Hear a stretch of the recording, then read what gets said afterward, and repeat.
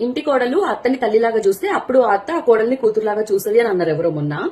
ఇట్లాంటి ఒపీనియన్ ఉన్న వాళ్ళ కోసం ఒకటి చెప్తున్నా, కోడలు బయట నుంచి మీ ఇంటికి వచ్చింది, ఆమె వాళ్ళ ఇంట్లో అందరిని వదిలేసి మీ ఇంటికి కోడల్లాగా వచ్చింది. మన ఇంటికి ఒక గెస్ట్ వస్తేనే వాళ్ళకి అన్ని సౌకర్యాలు ఉన్నాయా లేవా అని చూసుకుంటాం.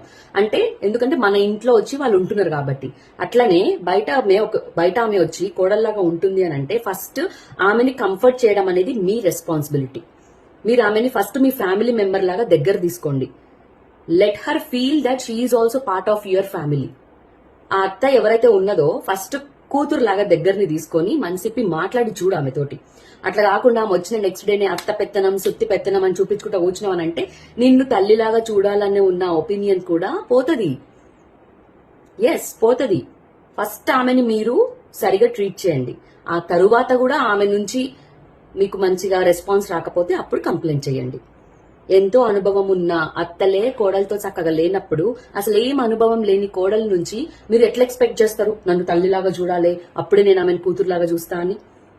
మైండ్ సెట్ అనేది కొంచెం మార్చుకోవాలి.